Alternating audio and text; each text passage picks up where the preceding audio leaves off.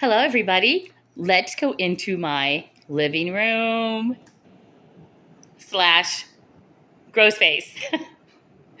I just want you to have a feel for how it actually is in this room, how we live with the orchids. It is a rainy day, so you may get to hear the delightful sound of rain on a tin roof, metal roof. Here we go. I cannot fight outdoor lighting. I just can't do it. So I'm going to start filming when it's gloomy days or maybe a little darker. Look at that. I think we have a very nice showing, and I have a really bright bulb set up. If you do see a glare, if I turn a certain way, that is just the bulb over there. I had to really step up lighting because it wasn't good. Okay, let's just pan around quickly. This is the door we go out that the dogs have shredded. The mini blind. This is east facing, kind of tilting a little southeast facing. And this over here is more northernly facing. So, excuse the exercise equipment. All right, let's start talking about what I have in here. These are shelves that my husband placed around here. They're just basically 1 by 10 boards. Some of them are 1 by 12. I wish they were all 1 by 12. This 2 inches do make a big difference on the shelving. Now, down here where it's obviously a little bit lower, these are where zygopedilums go. They don't need quite so much sun. They're fine here. Now, right up here, a little closer to the window, a lot of babies, a lot of small things that just live in tiny pots. They can very easily live on my window ledge. We have a, oh my goodness, this is a dendrobium nester. Not sure it's going to do anything this year. It did have a dry rest, though. Excuse me. I was very good. I did give it a dry rest.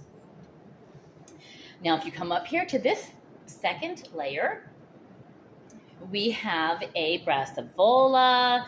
We have some, this is a rescue from Lowe's, Better Grow, Caribbean times Lawrenciana. Very, very pretty. This one actually did blast on me, which I wasn't too thrilled about. We have my Neophonetia falcata, which is now Vanda falcata. This is an Epicattleya. I almost said epidendrum. This, I really, really love this one. And of course, as I say it, I'm not going to remember the name. This is one of the twinkle parents. This is Sodoanum. Doing really well here. I think she could maybe use a little drink today. Another twinkle pink profusion back here. A smaller Cattleya. Some oncidium types. Dendrobiums. Anything that would need a little bit more sun goes closer to the windows. It's kind of how I do it. If you need a little more sun, you're going closer to the window. This is one that we don't see often because it hasn't come into bloom. I think I've only talked about it when it got sun damaged. This is my Cornus cervi. Look at that, the sun damage, but it is healing itself. I think it's doing rather well. Hopefully we'll see some blooms on that this year. Mini Cattleya back here. Now, when you come up to here, you have my Maxillaria tenuifolia. Look at her. Wow, she is humongous. This is the red variety. Smells like coconut, the famous coconut orchid. This is a Zygonesia. Why it's up here, I don't know. I could move it down on a lower shelf. We'll see. Another Epicattleya. I think it's Gold Digger. One of the ones that I did start from a seedling from Ritter. This is, excuse the tag. This is, Kind Kai. It's a Miltonia Kind Kai. I remember that because I have a nephew named Kai. Let me see. We have oncidiums. We have Cattleyas. Now, I do want you to see this. This is something I am going to be correcting this spring. The 2 middle windows are foggy. We just have not gotten around to fixing those yet. They're going to be taken out one day when I feel like removing every shelf, all the orchids. I'm going to run them about 30 miles down the road to an Amish factory who do windows, and I'm going to have them fix the glass in these. So hopefully, hopefully it is a 1-day deal, in and out, or out and in.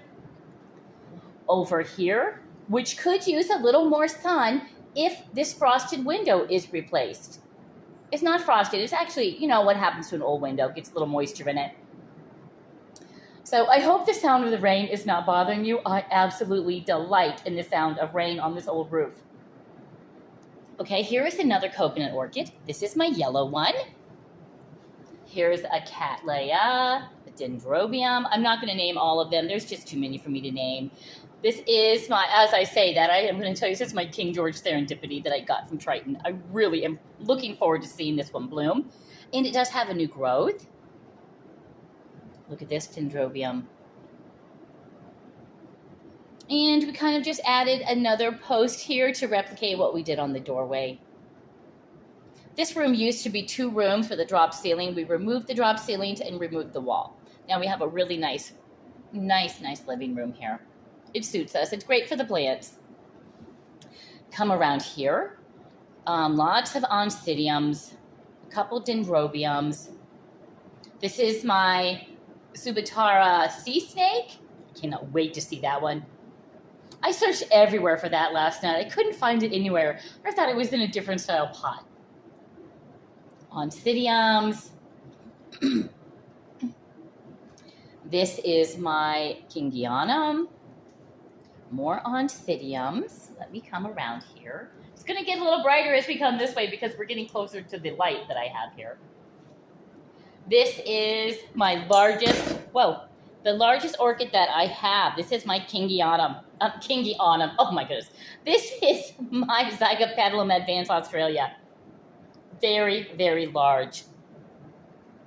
Now, if you come over here, you're going to see the babies. And I think they're doing really well. Let me just see if I can grab one here without damaging anything. Looky here. A mixture, a variety. I think they're doing well. I'll do a video on those at a later date. It is raining like crazy out there. I was supposed to be grocery shopping now. But I think I can wait and go a little bit later. These, except this is a Paphiapetalum. These are my Paphiapetalums. This one is not. That is a store-bought fowl. I cleaned all the shelves yesterday, and of course I'm short, and I didn't think about the top shelf on this side. Spicerianum. Oh my goodness, look at those big Zygopetalums. What is this? Oh, a little bit of dirt. There's some dirt underneath there. Yeah, look at all these. This is where I grow. So if you see the orchids in the other room where, excuse the wiggle, I had to go to one hand. If you see the orchids blooming in the other room, this is where they have lived up until that time. These are my Miltoniopsis. I am so looking forward to seeing those again. I have 1, 2, 3, I have 4 of them. Lots of my larger spider type oncidiums, the Brassias. So this is it. And I do have a little table. This used to be our coffee table that I do use as, you know, if I have to set something down when I'm watering it. My watering can that you saw, my big fancy white container I hold my water in, it does literally sit on this.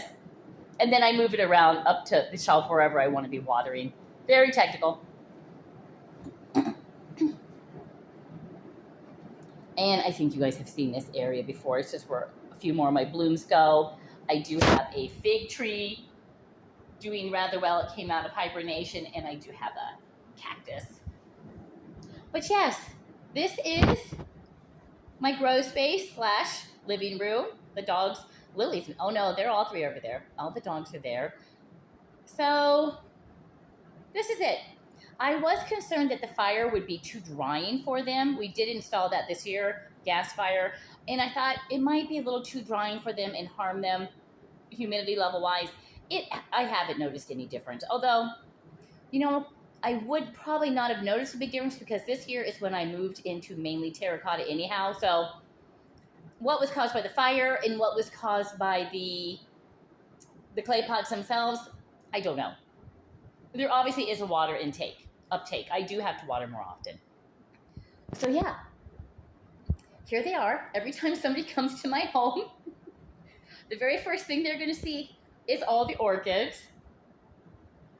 And you know, people complain and people say, oh, your poor husband, he has to live with all these orchids. Your poor husband. Oh, come on. My poor husband doesn't have to stumble around anything. They are all on window ledges. There's absolutely nothing in the way. The floor is clear. Everything is great. So my poor husband's the one who willingly suggested to build all these shelves. So I don't think he has a problem with my orchids. I think he's pretty happy with them. In fact, I am going to be hosting in May, because I said April was too busy with my different talks. In May, I will be hosting in my own home, in this room, a garden club. We'll be coming here for wine and orchids. That'll be fun. They're going to have an orchid talk here. So it'll be the first one I've hosted in my home. I typically go to their venue. So that might be a thought to do in the future, have a few more. That way nothing really has to leave. I don't have to haul anything out. Oh, here is one. This is my Trichopelia fragrance that I did get from Ecuador. It's the species. I was desperately afraid it was going to die. When I repotted it, no roots. And it bloomed so beautifully for me. But I do see new growth coming on and new roots. So give your orchids a chance. I think they're always going to want to try to choose life. They're going to want to say, wow, we want to live. Give me a chance to make a few more roots. So there you go. Thank you so much for coming in and viewing. I did one of these videos a week or two ago, but my hands were shaking so badly because I was trying to reach up to the upper shelves and the camera was just everywhere. So I just deleted that. Nobody needs to see all that. So I hope you have enjoyed a quick tour of the grow space. I will upload this in a little bit. I have to go down to the library. I upload all my videos at the library because it's quicker. And it's only like a mile from our house. It's very quick. And yeah, so if it quits raining, I'll be heading off to grab a few groceries and download or upload this video for you. I hope you are all having a great day. I hope you're staying warm, cozy, and dry. Take care of yourselves, like, share, subscribe, and above all, enjoy those orchids.